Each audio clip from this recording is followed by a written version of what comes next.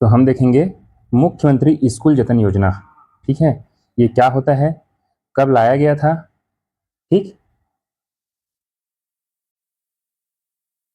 तो यह योजना सितंबर 2024 में चालू हुई थी। ठीक है, छत्तीसगढ़ में, पूरे छत्तीसगढ़ में। इस योजना का जो उद्देश्य है, ये छत्तीसगढ़ सरकार की एक अनोखी पहल है।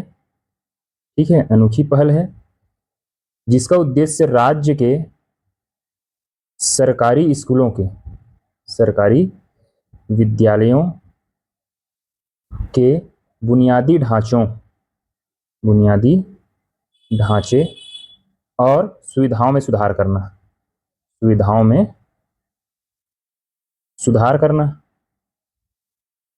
ठीक है, इसके तहत पहले बताया गया था कि सरकार ने मरम्मत के लिए 5 महीने और अतिरिक्त कक्षा के निर्माण के लिए 1 साल में पूरा करने का आदेश दिया था, लेकिन लेट लतीफी के कारण यह अभी तक पूरा नहीं हो पाया है। बिलासपुर की खबर है।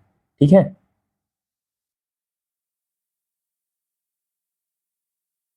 मुख्यमंत्री स्कूल जतन योजना के तहत, ठीक है, अतिरिक्त कक्षाओं का निर्माण, अतिरिक्त सामग्री, चाहे वो शिक्षण सामग्री हो, खेल सामग्री हो, इन सब का निर्माण किया गया है। ठीक, इस योजना का उद्देश्य नई कक्षाओं का निर्माण, मौजूदा सुविधाओं का नवीनीकरण तथा पुस्तकालयों और शौचालयों जैसी आवश्यक सुविधाओं में सुधार करना है। ठीक है, समझ गए। तो इस योजना का उद्देश्य, आप पेपर 5 मेंस की बात कर रहा हूँ, मेंस में इकोनॉमी सेक्शन में वहाँ योजना आपसे पूछा जाता है, तो उसके लिए ध्यान रखना है। और साथ ही मैंने जितना बताया फैक्ट है, वो आपके एमसीक्यू बेस्ड एग्जाम्स के लिए आपको तैयार रखना है। ठीक है, एग्जाम के लिए आपको तैयार रखना है। ठीक है, इसकी चर्चा हम लोग कर चुके हैं। बढ़ते हैं अगले न्यूज़ की तरफ।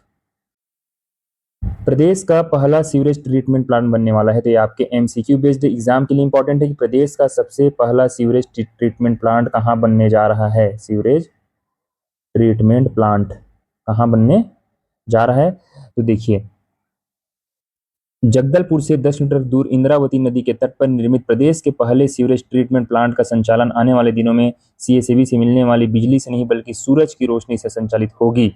यह काम जल्द से जल्द शुरू हो, इसके लिए नगर निगम ने योजना बनाते हुए काम शुरू कर दिया है। तो ये सारा न्यूज़ हमारे लिए इंपॉर्टेंट नहीं है। इसमें से 2 बातें हैं कि पहला सीवरेज ट्रीटमेंट प्लांट बन रहा है इंद्रावती की नदी के तट पर, बस्तर जिले में इंद्रावती नदी के तट पर। दूसरा, ये संचालित कैसे होगा, बिजली से। किस बिजली से, सोलर एनर्जी से संचालित होने वाला है। ठीक है, सोलर एनर्जी से। तो आपको ध्यान रखना है कि सोलर एनर्जी संचालित होने के साथ साथ प्रदेश का पहला सीवरेज ट्रीटमेंट प्लांट इंद्रावती नदी के तट पर बस्तर जिले में। अगली महत्वपूर्ण न्यूज है आपके लिए, विजय रथ, अर्थात बस्तर दशहरा में विजय रथ नहीं बनाएंगे, लकड़ी सिरहा सार भवन के पास रखा गया है। तो ये बस्तर दशहरा से संबंधित आपके लिए न्यूज है। ठीक है, फूल रथ बनाने दरभा से, इस बार विजय रथ नहीं बनेगा, इस बार बनेगा फूल रथ। ठीक, दरभा से जगदलपुर पहुंची लकड़ी। जब आप पूरा बस्तर दशहरा का हरेली से लेकर के, जब लकड़ी काटने से लेकर के आखिरी, जब बस्तर दशहरे के पश्चात पहाड़ी होता है, वहां तक का पूरा सीरीज देखते हैं, तो उसमें यही आता है कि लकड़ी कहाँ से काटा जाता है। तो देखिए यहाँ लिखा है, लकड़ियां दरभा, मचकोट, तिरिया मचकोट के जंगल से। देख रहे हैं, दरभा से मचकोट, तिरिया मचकोट के जंगलों से, ठीक है, लकड़ियां लेके आई जाती हैं। इसमें दरभा से लकड़ियां सिरहासर भवन के पास पहुंची हैं। ठीक है, और बस्तर दशहरा में पाट यात्रा विधान के लिए जहां लकड़ी बिलोरी गांव से लाई गई थी, वहीं डेरी गड़ाई के लिए लकड़ी बीरनपाल से लाई गई थी। ठीक है ना, जो बस्तर दशहरा में पाट यात्रा विधान के लिए पिछले क्या किया गया था, फूल रथ बनने के चलते कम लकड़ियों का उपयोग होगा। पहले क्या होता था, विजय रथ बनता था, लेकिन अब उसकी जगह बनेगा फूल रथ। ठीक है, तो लकड़ी लाई जाएगी कहाँ से, ये आप देखिए, दरभा, मचकोट और कांगेर रेंज से।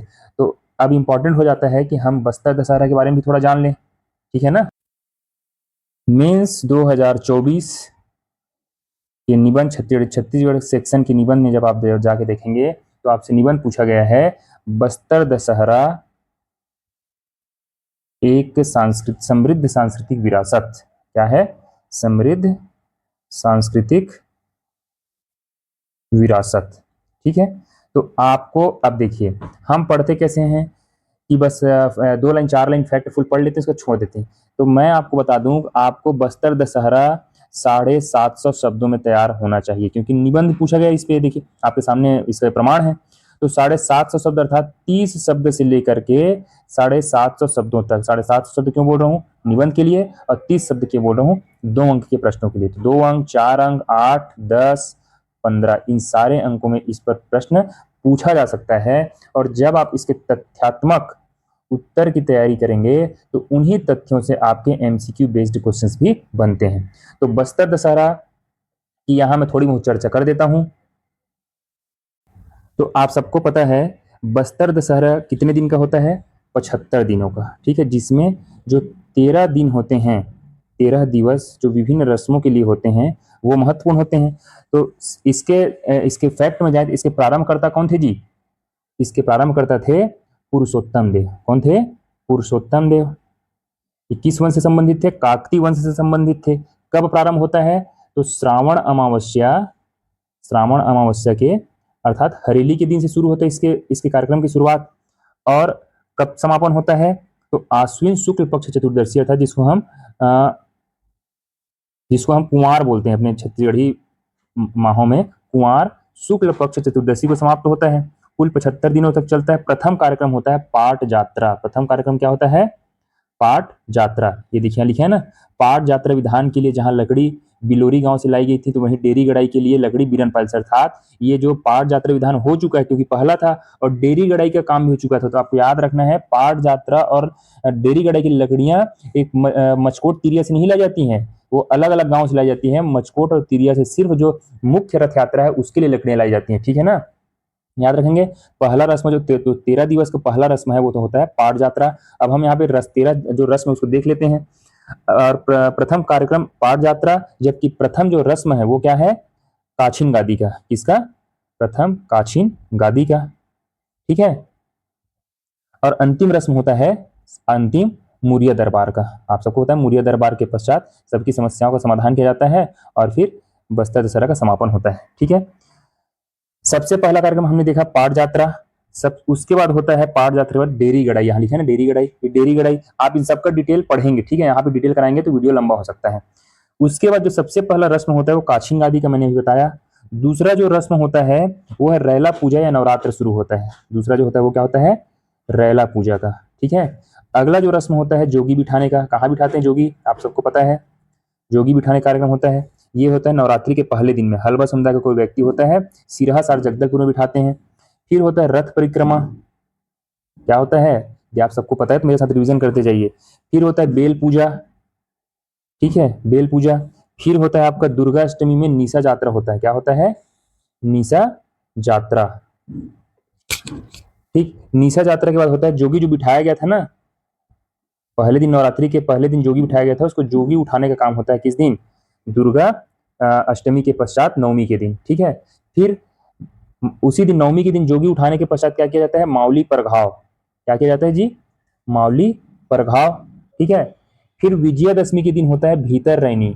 इन सब का डिटेल आप पढ़ेंगे, मैं यहाँ डिटेलिंग नहीं कराऊंगा। भीतर रैनी। फिर एकादशी के दिन होता है दशहरे के पश्चात बाहिर रैनी, ठीक है। क्या होता है? बाहिर रैनी। फिर होता है द्वादशी के दिन, जो कुमार महीने के शुक्ल पक्ष द्वादशी के दिन मुरिया दरबार, मुरिया दरबार। फिर होता है द्वादशी के दिन ही काछन यात्रा, काछिन यात्रा। अगला जो कार्यक्रम होता है वो है ओहाड़ी, और इस ओहाड़ी में ही गंगा मुंडा यात्रा संपन्न होती है और आखिरी रस्म के साथ मावली माता को विदा किया जाता है और इस तरह बस्तर दशहरा का समापन होता है। तो इन सारे कार्यक्रम को आपको फेज बाय फेज याद रखना है, कब कब क्या क्या होता है। आपके एमसीक्यू बेस्ड एग्जाम्स के साथ साथ मेंस के में जितने अंक पूछे जाए उन सबके पॉइंट ऑफ व्यू से आपको अपना कंटेंट तैयार रखना है, ठीक है। आगे बढ़े। आज की सबसे बड़ी न्यूज है राष्ट्रीय अंतर्राष्ट्रीय स्तर पर जेनजी आंदोलन, जेनजी क्रांति जिसका नाम दिया जा रहा है, यह आंदोलन कहाँ हो रहा है? तो आपके एमसीक्यू एग्जाम के लिए जेनजी क्रांति जिसका नाम देखा कहाँ हुआ? नेपाल में हुआ। किस कारण से हुआ? युवाओं का नारा करप्शन बैन करो, कनेक्शन नहीं। देखिए आपने 1857 की क्रांति पढ़ी होगी, तो जो चर्बी वाले कारतूस थे की घटना थी, चर्बी वाले कारतूस की जो घटना थी वो त्वरित कारण था कि नहीं? त्वरित कारण था, लेकिन मुख्य कारण कुछ और था, ठीक है, कभी भी कोई घटना होती है तो उसके त्वरित कारण कुछ और होते हैं, लेकिन जो रूट कॉज होते हैं, मूल कारण कुछ और होते हैं। वैसे ही नेपाल में जो घटना घट रही है कल से, वो मुख्य कारण कुछ और है, लेकिन जो इंस्टेंट जो कॉज था अर्थात त्वरित कारण था वो था सोशल मीडिया को बैन करना। और आज के समय में यदि आप सोशल मीडिया को बैन करते हैं, और खासकर लोकतांत्रिक देशों में, तो जेनजी का भड़कना स्वाभाविक है। लेकिन जेनजी सिर्फ सोशल मीडिया के कारण भड़के क्या? नहीं, आग पहले से सुलग रही थी, उसको चिंगारी देने का काम या पेट्रोल डालने का काम किसने किया? सोशल मीडिया के बैन ने। तो इसीलिए युवाओं ने नारा दिया, करप्शन बैन करो, कनेक्शन नहीं था, सोशल मीडिया कनेक्शन, इंटरनेट का कनेक्शन बैन करना बंद करो। जबकि किसको बंद करना चाहिए? आपको करप्शन को बैन करना चाहिए, उसको आप कर नहीं रहे हैं। ठीक है, और ये तभी, इस तरह का प्रदर्शन तभी हो सकता है जब आप लोकतांत्रिक देश में रहते हैं। तो यहाँ पे दो तीन बातें हमको समझना है। आपको आर्टिकल 19, भारत के संविधान की बात कर रहा हूँ, आर्टिकल 21 और 19 के तहत आप अपने विचारों की अभिव्यक्ति, अपने अभिव्यक्ति की स्वतंत्रता है। ठीक है, दूसरा आर्टिकल 21 के तहत आपके जीवन या फिर आपके गरिमा या फिर आपकी प्राइवेसी, इन सब की स्वतंत्रता है, जीवन जीने की स्वतंत्रता है। तो हम कैसे जीवन जिएंगे, आपने जो अपवाद लगाया है उसको ध्यान में रखते हुए, ये हर नागरिक का क्या होता है? अधिकार होता है। तो इस पर आप जब बैन लगाएंगे, इसको आप रोकने का प्रयास करेंगे, तो निश्चित स्वाभाविक सी बात है, जिस पर आपको बैन लगाना चाहिए या फिर कम करना चाहिए, उस पर आप काम नहीं कर रहे हैं, और जिस पे जो बेबुनियाद है, जो देश के विकास के लिए कोई मतलब नहीं रखता, उस पर आप बैन लगा करके युवाओं को भड़काने का काम कर रहे हैं। वही हुआ है। ठीक है, आप यहाँ पर देखिए, सरकार ने सोशल मीडिया बैन किया तो युवा सड़क पर उतरे हैं। संसद भवन में घुसे युवाओं पर फायरिंग, 19 की मौत हो चुकी है, और अभी ताजा जानकारी के अनुसार लगभग 22 से 25 लोगों की मौत हो चुकी है। गृह मंत्री का इस्तीफा हो चुका है। अब आवाज दबाई तो नेपाल में युवाओं ने किया विद्रोह। ठीक है, अब यहाँ पे हम कुछ चर्चा करेंगे, और ये आपके हमारे के लिए सिर्फ एक विमर्श या फिर हम लोग इस पर विमर्श कर सकते हैं। आप पहले समझिए क्या कारण थे जिस कारण ये आंदोलन भड़का। नेताओं के बच्चों के एस्टेंट सामने में आया, भ्रष्टाचार के खिलाफ ऑनलाइन कैंपेन जोर पकड़ रहा था, तभी बैन लगा। पहला है नेपोटिज्म। ये हर लोकतांत्रिक देश की आवश्यक बुराई बन चुकी है। क्या बन चुकी है? इस शब्द को याद रखिएगा, आवश्यक बुराई। ठीक है, आप भारत में भी राजनीति में आप नेपोटिज्म देख सकते हैं, मूवी अर्थात फिल्म इंडस्ट्रीज में आप नेपोटिज्म देख सकते हैं, उद्योग जगत में भी आप नेपोटिज्म ठीक ठाक देख सकते हैं। ठीक है ना, कहीं कई के क्षेत्र ऐसे जहाँ पे हमको पता नहीं चलता है वहाँ पे भी नेपोटिज्म है। तो नेपोटिज्म है अर्थात भ्रष्टाचार, महंगाई, बेरोजगारी, भाई भतीजावाद और चहेतों को कुर्सी पर बैठाने से नेताओं के बच्चों की विदेशी यात्राएं, ब्रांडेड सामान, शानो शौकत की पार्टियां सोशल मीडिया पर चर्चित होने लगी, और ये सोशल मीडिया पर ट्रेंड करने लगा। तो सरकार ने प्रतिबंध लगाया, तो जेन जी ने इसे अभिव्यक्ति की आजादी पर अंकुश माना। ठीक है, दूसरा, 3 बड़े घोटाले हुए पिछले 3-4 सालों में। ठीक है, तो 3 बड़े घोटाले होने से ये इनका गुस्सा बढ़ रहा था, आक्रोश बढ़ता जा रहा था, बस एक मौका चाहिए था, वो अवसर भी मिला।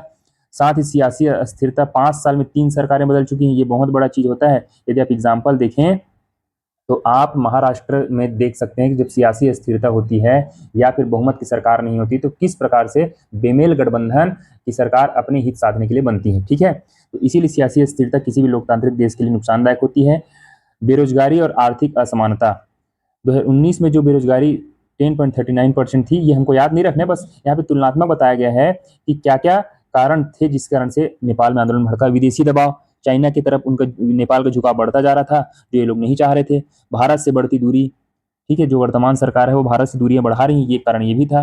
ठीक है, तो इन सब कारणों से नेपाल में क्या हुआ?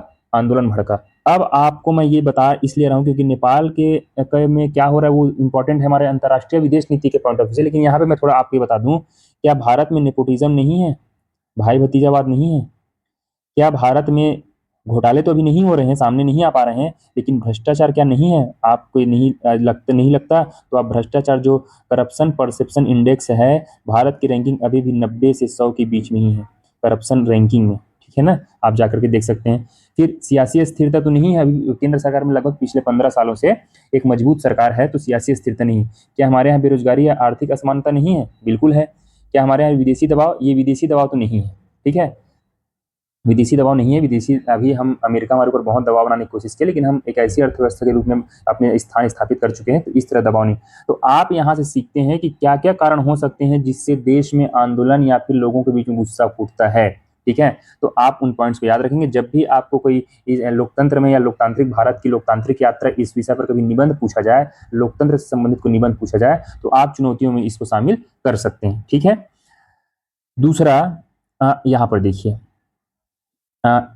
यहाँ पर देखिए, भारत की पड़ोस नीति, ये आपके मेंस के सिलेबस है। भारत की पड़ोस नीति, विदेश नीति में शामिल होता है भारत की पड़ोस नीति। अब भारत कितने देशों से घिरा हुआ है? अफगानिस्तान, पाकिस्तान, नेपाल, चीन, म्यांमार, बांग्लादेश और श्रीलंका। तो आप श्रीलंका में जानते हैं कि 2 साल पहले क्या हुआ था, आर्थिक संकट से जूझ रहा था। तो अभी भी श्रीलंका की अर्थव्यवस्था अभी भी संकट में है, लोगों पर महंगाई, बेरोजगारी और गरीबी का बोझ बना हुआ है। दूसरा, पाकिस्तान, विद्रोही हमले 70% बढ़ गए हैं। और जब से इमरान खान की सरकार गई है तब से आर्मी चीफ फील्ड मार्शल असीम मुनीर ही नियंत्रित कर रहे हैं वहां की सरकार।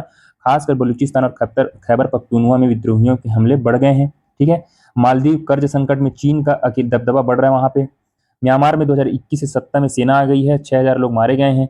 नेपाल में एक तीसरा जन आंदोलन है, इस बार का मुद्दा भ्रष्टाचार का है। अफगानिस्तान में 97% लोग गरीबी में जी रहे हैं और चीन तो अपने आंखें तो दिखाई रहे।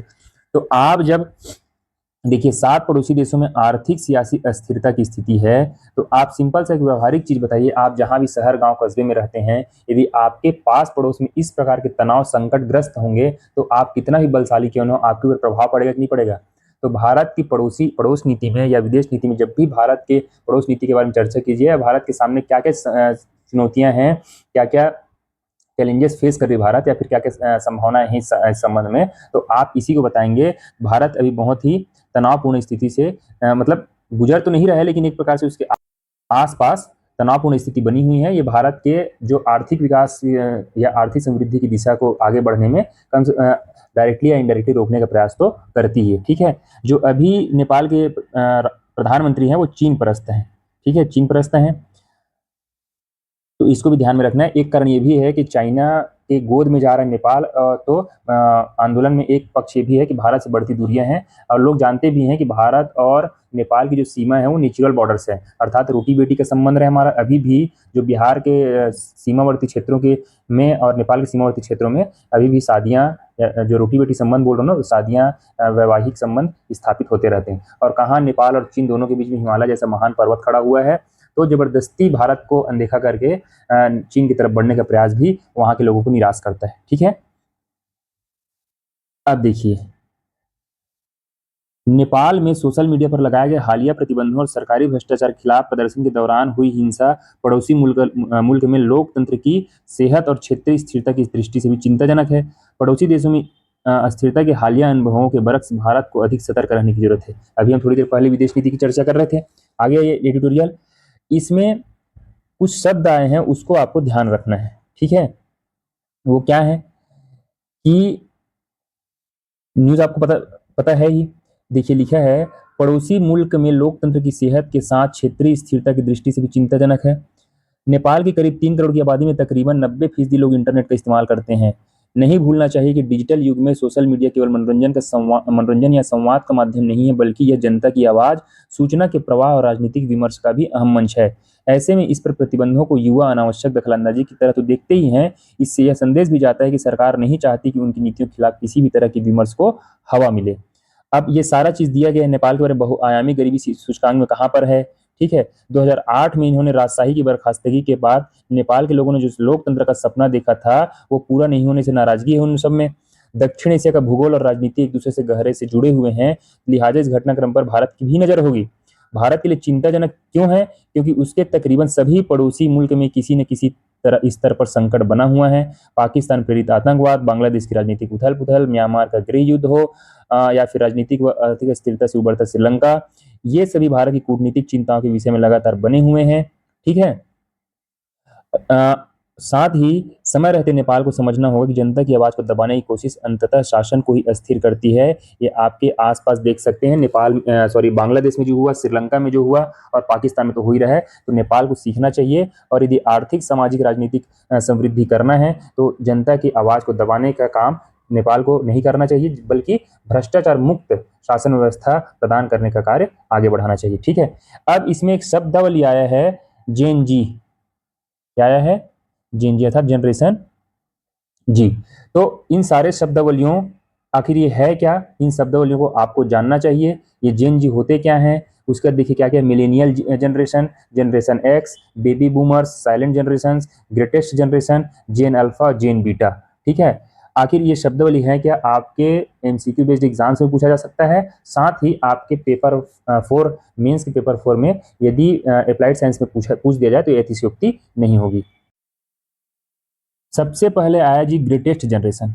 क्या आया, ग्रेटेस्ट जनरेशन। ये किसको कहा जाता है, ग्रेटेस्ट जनरेशन कहा जाता है 1901 से 1927 के बीच में जन्मे व्यक्ति को कहा जाता है क्या, ग्रेटेस्ट जनरेशन। इसके बाद आया साइलेंट जनरेशन। क्या आया, साइलेंट जनरेशन। इनका टाइम पीरियड क्या था, 1928 से 1945 के बीच जिनका जन्म हुआ, ये साइलेंट जनरेशन था। ठीक है, ये साइलेंट जनरेशन नाम देने के पीछे तार्किक कारण होते हैं, मैं आपको बस थोड़ा सा हिंट कर दूं। जब विश्व इसी दौरान एक दूसरे सेकेंड वर्ल्ड वॉर और उससे पहले वैश्विक मंदी से जूझ रहा था, वैश्विक मंदी से जूझ रहा था। ठीक है, इसलिए साइलेंट जनरेशन। इसके बाद जो आता है वो बेबी बूमर्स, ये कहलाता है 1946 से 1964 के बीच का।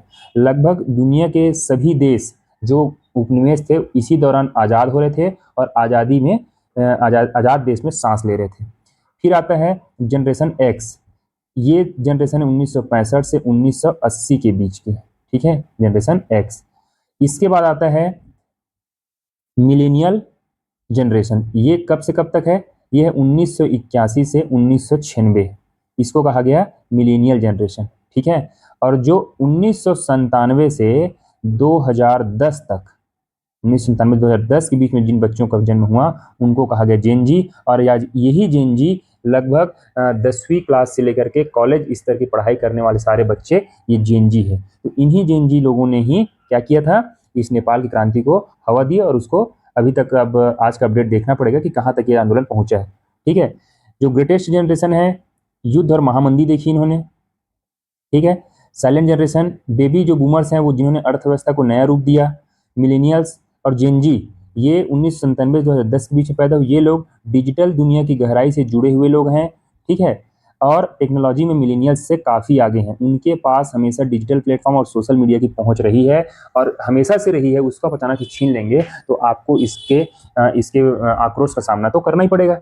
अब जो भविष्य की दो पीढ़ियां, ये भविष्य की पीढ़ियां ये दोनों, जेन अल्फा क्या है, जिसका जन्म 2010 से 2024 के बीच हुआ, वो कहलाया जेन अल्फा, जो बिना स्मार्टफोन की दुनिया को जानते ही नहीं, अर्थात स्मार्टफोन इनके जीवन का अनिवार्य अंग बन चुका है। ठीक है, आप डेट याद रखेंगे। फिर जेन बीटा, ये 1 जनवरी 2025 से जो बच्चे जन्म लिए हैं वो इस पीढ़ी के हिस्सा होंगे जेन बीटा के। तो याद रखेंगे सारे शब्दावलियों को। ठीक है, आगे बढ़े। क्रिकेट से जुड़ी खबर आपको डेट याद रखना है, आज है 9 सितंबर।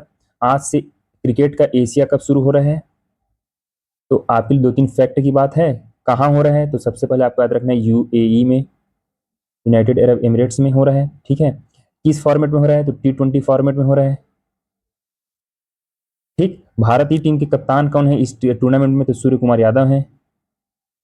भारत अभी तक कितने बार क्रिकेट एशिया कप जीत चुका है, तो भारत 8 बार जीत चुका है, सर्वाधिक 8 बार। ठीक है, 8 बार। कितने टीमें हिस्सा ले रही हैं, तो 8 टीमें हिस्सा ले रही हैं। कितने टीमें, 8 टीमें। दोनों 8 टीमों को 2 भागों में बांटा गया, ग्रुप ए और ग्रुप बी में। ग्रुप ए में इंडिया के साथ पाकिस्तान भी है। ठीक है, ये बस आपको अभी इतना जानना है, जब इसका रिजल्ट आएगा उस समय इसकी चर्चा और करेंगे। ठीक है, ये न्यूज़ कल की है लेकिन आज हमारे लिए इंपॉर्टेंट क्यों है कि भारत ने वर्ल्ड आर्चरी चैंपियनशिप 2025 पहली बार पुरुष कंपाउंड टीम इवेंट में गोल्ड मेडल जीता है। तो हमारे एमसीक्यू बेस्ड जो करंट अफेयर्स आते हैं स्पोर्ट्स से, उसके लिए इंपॉर्टेंट है कि पहली बार वर्ल्ड आर्चरी चैंपियनशिप 2025 में पुरुष कंपाउंड टीम इवेंट में गोल्ड मेडल जीता इंडिया ने। कौन कौन थे इसमें, ऋषभ यादव, अमन सैनी और प्रथमेश फुगे की जोड़ी ने जीता है, फ्रांस को हरा करके। याद रखेंगे कौन कौन है, ऋषभ यादव, अमन सैनी, प्रथमेश फुगे। ठीक है, अगली जो न्यूज़ है वो है भारतीय फिल्म मेकर अनुपर्णा रॉय को 82वें वेनिस फिल्म फेस्टिवल 2025 में बेस्ट डायरेक्टर अवार्ड मिला है। किसको, अनुपर्णा रॉय क्या है, भारतीय फिल्म मेकर, इनको कहा, तो 82वें वेनिस फिल्म फेस्टिवल 2025 में बेस्ट डायरेक्टर अवार्ड मिला है। ठीक है, उनके किस फिल्म के लिए, तो सॉन्ग्स ऑफ फॉरगॉटन ट्रीज के लिए, सॉन्ग्स ऑफ फॉरगॉटन ट्रीज के लिए सम्मान दिया गया है। ठीक है, कल हमने देख लिया था कि बेलारूस की आरेना सबलेंका लगातार दूसरी बार यूएस ओपन जीती थी। साथ ही 22 वर्षीय कार्लोस अल्काराज ने मेंस सिंगल्स में यूएस ओपन में खिताब जीता। ठीक है। रूस की फेडरल मेडिकल बायोलॉजिकल एजेंसी ने कोलन कैंसर की वैक्सीन तैयार कर ली है। यह वैक्सीन तो ये उतना हमारे लिए इंपॉर्टेंट नहीं है, कोलन जो कैंसर है उसके वैक्सीन तैयार कर लिए, भी आधिकारिक रूप से पुष्टि होनी बाकी है। भारत ने दक्षिण कोरिया को हराकर एशिया कप हॉकी का खिताब जीता। इसके साथ ही वो चौथी बार चैंपियन बना और वर्ल्ड कप जो हॉकी का होने वाला बेल्जियम और नीदरलैंड में उसके लिए भी क्वालिफाई कर गया है। जापान की पीएम शिगेरू इशिबा ने इस्तीफा दे दिया है। ये एक इंटरनेशनल न्यूज है कि हाल ही में किस देश के प्रधानमंत्री ने इस्तीफा दिया, तो शिगेरू इशिबा जापान के प्रधानमंत्री ने। ठीक है। यूपी के खुर्जा में दुनिया का पहला सिरेमिक वेस्ट पार्क खुलने वाला है। तो दुनिया का पहला सिरेमिक वेस्ट पार्क खुलेगा यूपी के खुर्जा में, इतना आपको याद रखना है। एक अभी हाल ही में सैटेलाइट लॉन्च किया गया था ओफेक 19, आपको याद रखना है। ओफेक 19 किसका है, तो ये इजराइल द्वारा लॉन्च किया गया था। क्या है इसमें, तो SAR प्रणाली के तहत सिंथेटिक अपर्चर रडार। ये सीधी बात है, इसका जो मुख्य उद्देश्य देखिए, यह बादल, कोहरा, बारिश और अंधेरे जैसी हर स्थिति में काम करता है, यानी इससे 24 घंटे और साल भर लगातार निगरानी की जा सकती है। इसके जरिए इजराइल दुश्मन देशों की सैन्य गतिविधियों और इंफ्रास्ट्रक्चर पर हमेशा नजर रख पाएगा। तो उसका नाम है ओफेक 19। और थोड़ा सा मैं आपको बैकग्राउंड में लेके फ्लैशबैक में लेके चलूँ, तो कुछ दिन पहले नासा और इसरो ने निसार सैटेलाइट लॉन्च किया था, याद है आपको। नासा और इसार ने मिल करके निसार, तो इसमें भी तो यही वही उपकरण है, सिंथेटिक अपर्चर रडार, ये भी तो वही सेम काम करेगा। ठीक है। तो भारत को भी तो अपने दुश्मन देशों की सैन्य गतिविधियों और इंफ्रास्ट्रक्चर पर नजर रखना है, इसलिए भारत ने इजराइल से पहले इस सैटेलाइट को लॉन्च कर दिया है। ठीक है। यहाँ पे आपको विज्ञान से संबंधित या टेक्नोलॉजी से संबंधित कभी कोई निबंध आएगा, मान लीजिए टेक्नोलॉजी से रिलेटेड कोई निबंध आता है और उसकी चुनौतियों को लिखना है आपको, क्योंकि टेक्नोलॉजी किसकी देन है, विज्ञान की देन है। और विज्ञान अर्थात आविष्कार, विज्ञान कैसे बना, आविष्कार से।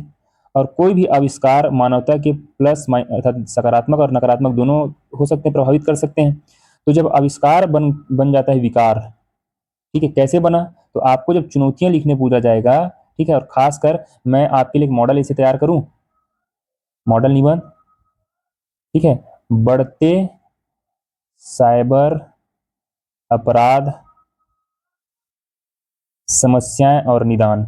चलिए आप इस पर समस्याएं और निदान, ठीक है, इस पर आप निबंध लिखेंगे। इस पर हम लोग संडे को चर्चा करेंगे। ठीक है। तब तक आप लिख के रखेंगे क्या है अपना वो, कि बढ़ते साइबर अपराध और समस्याएं और आविष्कार पहले क्या था, ये फोन बनाया गया था किस लिए, ताकि इमरजेंसी आवश्यकता के समय अपने परिचितों से बात कर सके। अब क्या बोला जा रहा है, मत उठाओ, लोन बांटने वाले हो सकते हैं। ठीक है, ये फ्रॉड हो सकता है। दूसरा, मत उठाओ, साइबर ठग हो सकते हैं। मत उठाओ, वसूलीबाज हो सकते हैं। मत उठाओ, मंत्री हो सकते हैं। अर्थात फोन आपका बनाया गया था किस उद्देश्य के लिए और अभी क्या हो गया है। आप जब भी अननोन कॉल देखते हैं, हो सकता है कि अपरिचित का हो, लेकिन उस अननोन नंबर से हम क्या अभी इतने डर गए हैं कि कब हमारा साथ साइबर फ्रॉड हो जाए उसका कोई गारंटी नहीं, इसलिए हम अननोन कॉल उठाना बंद कर दिए। तो किस लिए बनाया गया था यह आविष्कार और क्या इसके नतीजे सामने आ रहे हैं, आप देख सकते हैं। जब हम इस मॉडल निबंध का चर्चा करेंगे तो इस पर और विस्तार से बात करेंगे। ठीक है, बढ़ते हैं अगली न्यूज की तरफ। चलिए इसका आंसर आप लोग बताएंगे। मध्य प्रदेश और गुजरात से होकर पश्चिम दिशा की ओर बहने वाली सबसे बड़ी नदी कौन सी है, बताइए। ये रहा इंडिया का मैप, यहाँ है मध्य प्रदेश और ये है गुजरात का हिस्सा। ठीक है, गुजरात है, MP है। तो पश्चिम दिशा की ओर आपको पता है कि लगभग भारत की 80% नदियां किधर बहती है, पूर्व दिशा की ओर बहती है। ठीक है, तो ऐसी कौन सी नदी है, 2-3 नदियां ही हैं जो पश्चिम की ओर बहती हैं। एक तो ताप्ती नदी है और एक है नर्मदा नदी। तो सबसे लंबी नदी पूछा गया पश्चिम की ओर बहने वाली, तो कौन सा ऑप्शन आएगा इसमें, नर्मदा। आपको देखिए ब्रह्मपुत्र इधर है ही नहीं, गंगा इधर है ही नहीं, गोदावरी इधर है ही नहीं, तो आपको ऑप्शन देख के भी समझ में आना चाहिए, नर्मदा इसकी है। ठीक है। हिमाचल प्रदेश की स्पीति घाटी में 13,596 फीट की ऊंचाई पर एशिया के सबसे ऊंचे इस पुल का नाम क्या, एशिया के सबसे इस ऊंचे पुल का नाम क्या है हिमाचल प्रदेश में, इसका नाम है चीचम ब्रिज। ठीक है, रेलवे ब्रिज नहीं है ना, ये सबसे ऊंचे इस पुल का नाम है, पुल है ये, सड़क है ये। ठीक है, इसका नाम क्या है, चीचम ब्रिज, याद रखेंगे। चलें अगले न्यूज की तरफ। इलेक्ट्रिक वाहन नीति बनाने वाला मध्य प्रदेश पहला राज्य है। MCQ के लिए रेडी रहे आप। कि भारत का ऐसा कौन सा पहला राज्य है जिन्होंने इलेक्ट्रिक वाहन पर नीति निर्माण किया है, तो वो राज्य मध्य प्रदेश। ठीक है, देखिए ईवी नीति बनाने वाला मध्य प्रदेश देश का पहला राज्य है और वह इलेक्ट्रिक वाहन परिवहन के भविष्य का प्रतिनिधित्व करने के लिए तैयार है। उन्होंने कहा कि जलवायु परिवर्तन से लड़ने के, ये हमारे लिए इंपॉर्टेंट नहीं है। दूसरा एक चीज आप यहाँ देखिए कि जो धर्मेंद्र प्रधान है केंद्रीय शिक्षा मंत्री जी, उन्होंने कहा है कि भारत की साक्षरता दर 80.9% हो गई है, जो वर्ष 2011 में कितनी परसेंट थी, 74% थी, उससे बढ़कर 23-24 में 80.9% हो गई है। लेकिन वास्तविक प्रगति तभी होगी जब साक्षरता हर नागरिक की जिंदगी का हिस्सा बन जाएगी। ठीक है, अब देखिए इन्होंने कुछ बात कही है, जब आपके लिए नई शिक्षा नीति के संबंध में एक बार निबंध आ चुका है 2023 में। ठीक है, यदि शिक्षा से संबंधित या सामाजिक आर्थिक विकास संबंधित कोई निबंध आता है और आप सामाजिक चुनौतियों में शिक्षा पर क्षेत्र में जब चुनौतियां लिखेंगे तो आप उस पर ये दर्शाएंगे कि साक्षरता सिर्फ पढ़ने और लिखने तक सीमित नहीं होना चाहिए, यह गरिमा, सशक्तिकरण और आत्मनिर्भरता का माध्यम भी होना चाहिए। जब भी आप कुछ शिक्षा ग्रहण करें, आप मानव गरिमा, खासकर महिलाओं या नारियों, स्त्रियों की गरिमा का ध्यान रखें, अपना सशक्तिकरण करें और साथ ही आत्मनिर्भर बने। इस तरह से आपको अध्ययन करना चाहिए। तो यदि कोई आपसे पूछे कि शिक्षा का उद्देश्य क्या होना चाहिए, तो आप लिखना कि यह गरिमा, सशक्तिकरण और आत्मनिर्भरता का माध्यम बन सके। इस उद्देश्य से शिक्षा को आगे बढ़ाना चाहिए, प्रचारित या प्रसारित करना चाहिए, लिखेंगे। ठीक, अब यहाँ पे एक, अभी आज को आपको पता है कि आज हमारे देश के उपराष्ट्रपति का चुनाव होने वाला है। शाम तक नतीजे आ जाएंगे, आपको पता चल जाएगा आपके देश के अगले उपराष्ट्रपति कौन होने वाले हैं। इन सब में एक बात आई कि उनका चुनाव कैसे होता है, आनुपातिक प्रतिनिधित्व प्रणाली की एकल संक्रमणी मत के द्वारा। कैसे होती है आनुपातिक प्रतिनिधित्व प्रणाली की एकल संक्रमणी मत? पहले तो ये समझ लीजिए आनुपातिक प्रतिनिधित्व प्रणाली क्या होता है, फिर एकल संक्रमणी मत क्या होता है। ठीक है, ये आपके संविधान में भी इसका उल्लेख है। आप जब अनुच्छेद 66 में जाते हैं उपराष्ट्रपति के निर्वाचन में, तो वहां साफ साफ इस शब्दावली का प्रयोग किया गया है कि आनुपातिक प्रतिनिधित्व प्रणाली के एकल संक्रमणी मत द्वारा उपराष्ट्रपति का चुनाव होगा। और साथ ही साथ जब आप संविधान के अनुच्छेद 171(4), अनुच्छेद 171(4) आप चेक करेंगे और 168(1)(b) में जाते हैं, तो राज्य विधान परिषदों और राज्यसभा के सदस्यों के चुनाव के लिए उल्लिखित है। ठीक है, और जहां विधानसभा के सदस्य एकल संक्रमणी मत प्रणाली का उपयोग करके इन सदस्यों का चुनाव करते हैं। तो ये तो सिंपल है। जैसे कोई चुनाव हुआ, ठीक है, मान लीजिए ईवीएम मशीन है, हालांकि उपराष्ट्रपति या राष्ट्रपति के चुनाव ईवीएम का प्रयोग नहीं होता है, सिर्फ जो आम नागरिक जिसका चुनाव करते हैं अर्थात विधायकों सांसदों का, उसमें उपयोग होता है। ईवीएम में ये अलग अलग पार्टियों के उम्मीदवार का चुनाव चिन्ह है। इसमें जिसने जितना मत प्राप्त किया, जो सर्वाधिक मत प्राप्त करेगा, सर्वाधिक मत, ये नहीं 50%, सर्वाधिक मत जो प्राप्त करेगा वो विजेता माना जाएगा। तो अनुपातिक रूप से देख रहे हैं ना, अनुपातिक रूप से प्रतिनिधित्व करने की प्रणाली है। तो 50% का आंकड़ा नहीं है, जिसने, यदि आप 28% के साथ सबसे ऊपर रहते हैं तो आपको ही विजित माना जाएगा और आप अनुपातिक प्रतिनिधित्व प्रणाली के माध्यम से विजय माने जाएंगे। लेकिन अब एक प्रश्न आता है कि ये एकल संक्रमणी मत क्या होता है, तो ध्यान समझिए, थोड़ा टेक्निकल है। ठीक है, मैं एग्जाम्पल से आपको समझा रहा हूं। मान लीजिए कि अभी उपराष्ट्रपति के उम्मीदवार 3-4 उम्मीदवार होते हैं, 3 मान लेते हैं, और आपको पता है कि अभी कितने वोट चाहिए बहुमत के लिए? बहुमत के लिए लगभग चाहिए 391 वोट।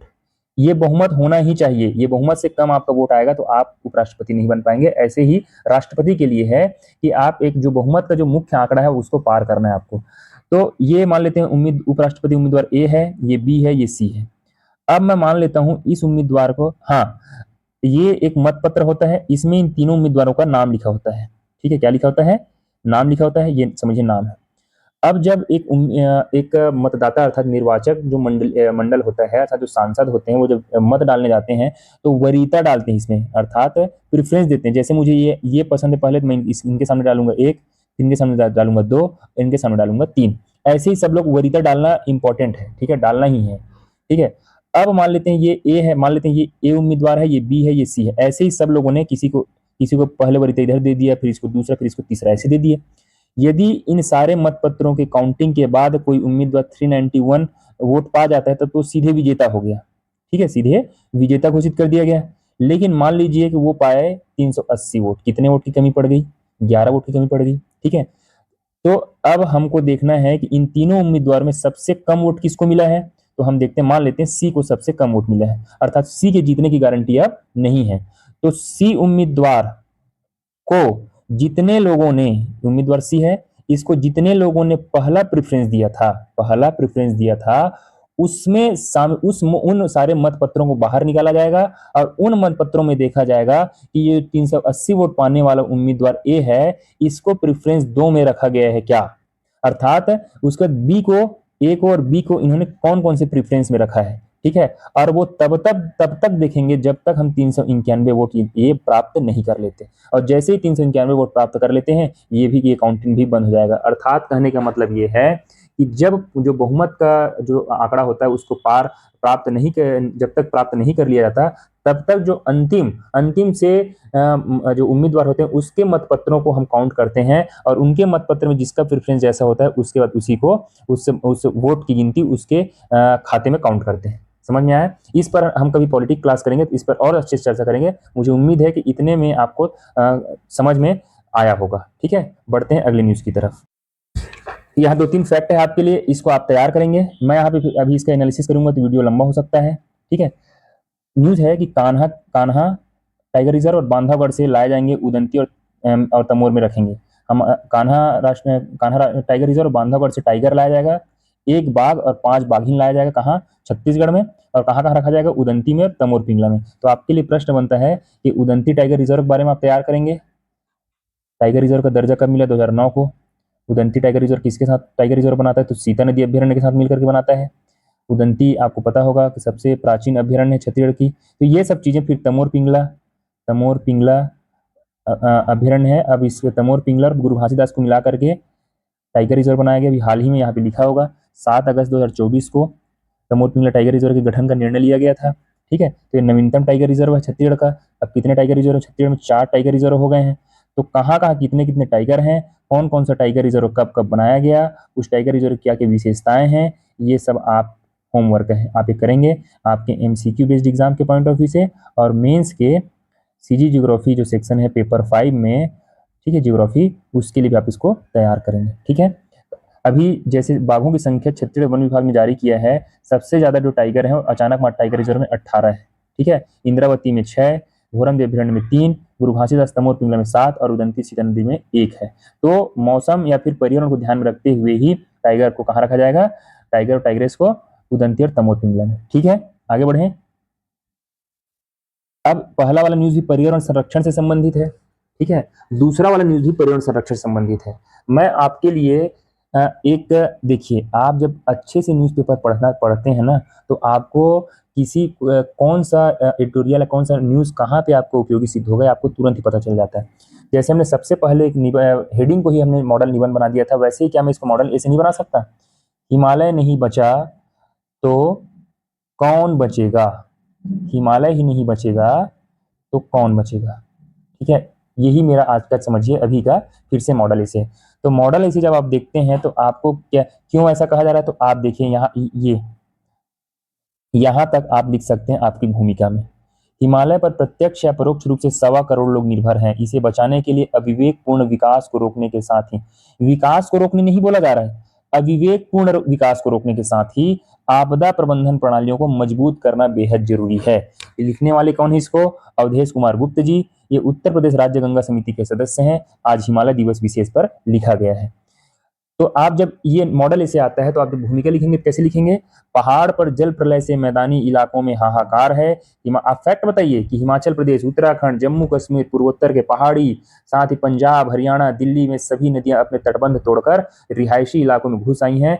हिमाचल में ये सब फैक्ट दिए। इसके साथ आप लिखेंगे, और बादल फटना एक शब्द आता है, किसको कहते हैं? तो मौसम विज्ञान की भाषा में 100 मिलीमीटर प्रति घंटों की बारिश को बादल फटना कहते हैं। हिमालय में बादल फटने के मुख्य कारण जलवायु परिवर्तन और मानवीय हस्तक्षेप है। देख रहे हैं, मानवीय हस्तक्षेप। पहले भी बारिश होती थी, पहले भी बादल फटते थे, लेकिन अब जो इसकी इंटेंसिटी बढ़ रही है वो उसके पीछे बड़ी वजह है पहाड़ों, विशेषकर जल धाराओं के निकट बढ़ती मानवीय गतिविधियां। पर्वतीय क्षेत्रों में अनियोजित निर्माण, वनों की कटाई और प्राकृतिक जल निकासी मार्गों में अवरोध इन घटनाओं को भयावह बना रहे हैं। सुप्रीम कोर्ट ने भी कहा है कि हिमाचल प्रदेश, उत्तराखंड, जम्मू कश्मीर जैसे राज्यों में आपदाओं के लिए पेड़ों की अवैध कटाई जिम्मेदार है। तो जब आप कारण लिखेंगे तो 2 कारण लिखेंगे, प्राकृतिक कारण लिखेंगे और एक लिखेंगे मानवीय कारण। तो प्राकृतिक कारण में जो भी बताएंगे, मानवीय कारण में आप इसी सबको बताना है। ठीक है, और फैक्ट बताना हिमालय के बारे में, तो हिमालय के बारे में जब बताएंगे, बताना पड़ेगा इस निबंध में कि हिमालय क्यों इंपॉर्टेंट है। तो हिमालय दुनिया के प्रमुख जैव विविधता हॉटस्पॉट में से एक एक अहम पारिस्थितिक भंडार है। यहाँ की वनस्पति और जंतु जगत को न बचाएगा तो पूरा पारिस्थितिक तंत्र अस्थिर हो जाएगा। एशिया के 125 करोड़ लोग भोजन, पानी और दवाओं के लिए प्रत्यक्ष या परोक्ष रूप से हिमालय पर ही तो निर्भर हैं। तो इस हिमालय की क्या उपयोगिता है, महत्व क्या है, इस पर आप जब लिखेंगे तो यही महत्व लिखेंगे। देख रहे हैं, आपको मैं ब्रेक कर करके ही कि कौन सा कंटेंट कहाँ पे किस पॉइंट पे काम आएगा ये भी आपके लिए आसान कर दे रहा हूँ, ठीक है। और देखिए, इसका सबसे बड़ा अपराधी चीन भी है। चीन तिब्बत में सैन्य और बुनियादी ढांचा, सड़कें और बांध बनाकर पारिस्थितिकी को नष्ट कर चुका है। वह ब्रह्मपुत्र नदी पर जल विद्युत बांध बनाने जा रहा है, ठीक है, ये सब चीजें हैं। फिर देखिए, वर्ष 1961 से 2011 तक 50 साल में हिमालय की आबादी 250% बढ़ी है। भारतीय हिमालय क्षेत्र में 2011 से 2021 के बीच शहरी विकास की दर 40% से अधिक थी। इसका दुष्परिणाम यह हुआ कि हाल के कुछ वर्षों में वन क्षेत्र 1000 वर्ग किलोमीटर घट गया है, ठीक है। तो ये सब आप जब देखेंगे कंटेंट, आपको यहाँ से जितना आप निकाल पाए अपने निबंध के प्रभावी विषय वस्तु लिखने के लिए, तो आप यहाँ से निकाल सकते हैं। बढ़ते हैं आज के आखिरी न्यूज की तरफ। 2-3 चीजें हैं आप देखेंगे। गाजा में क्षतिग्रस्त घरों को नए सिरे से बनाने में 80 साल लग जाएंगे। ये वर्ल्ड बैंक का, ये देख रहे हैं, ये कहा गया है इसके द्वारा। विश्व बैंक ने कहा है कि क्षतिग्रस्त घरों को बनाने में लगेंगे 80 साल, ठीक है। 90% आबादी बेघर हो चुकी है। तो आप, ये भारत को देवभूमि कहा जाता है, देवताओं की भूमि कहा जाता है, वो ऐसे नहीं कहा जाता है। आप भगवान की या प्रकृति की, जिसको भी आप मानते हैं, उसका रोज धन्यवाद करें कि आप ऐसे जगह पे जन्म लिए हैं जहाँ पे इस तरह की प्राकृतिक और मानवीय आपदा उस प्रकार की नहीं है जो पूरा विश्व झेल रही है, ठीक है। चीन कई मामलों में अमेरिका से आगे है। अमेरिका सहयोगी देशों के बिना चीन का मुकाबला नहीं कर सकता, ठीक है। आप एक बार इसको पढ़ने का प्रयास करेंगे। वही टैरिफ से रिलेटेड भारत पर दबाव, वैश्विक अस्थिरता की स्थिति में अमेरिका का क्या रुख होना चाहिए, ठीक है। अमेरिका क्या कर रहा है और अमेरिका को किसका सहयोग लेना चाहिए, नहीं लेना चाहिए। कितना भी आप ताकतवर क्यों ना हो, जब तक आपके कोई सहयोगी नहीं होंगे, जब तक आपके मित्र नहीं होंगे, आप आगे नहीं बढ़ सकते। यही इस एडिटोरियल का सार है। इसमें भी 2-3 चीजें आई हैं। अनुशासित बने या बुरी आदतों पर अधिक खर्च करें, फैसला आपका है। तो जीवन में अनुशासित बनना है या बुरी आदतों पर अधिक खर्च करना है, ठीक है। मैं आपको कल भी बोला था, आप यदि सिलेबस से एक्स्ट्रा किताबें नहीं पढ़ सकते तो प्लीज ये जो एन रघुरामन जी मैनेजमेंट गुरु हैं, इनका ट्यूटोरियल आप पढ़ सकते हैं, ठीक है। इसमें आपको जीवन जीने की कला और साथ ही आपके व्यक्तित्व में, क्योंकि आप सीजीपीएससी की तैयारी करते हैं, तो एक सबसे आखिरी हिस्सा होता है इस पूरे सेगमेंट का पर्सनालिटी डेवलपमेंट था, जिसको इंटरव्यू कहा जाता है।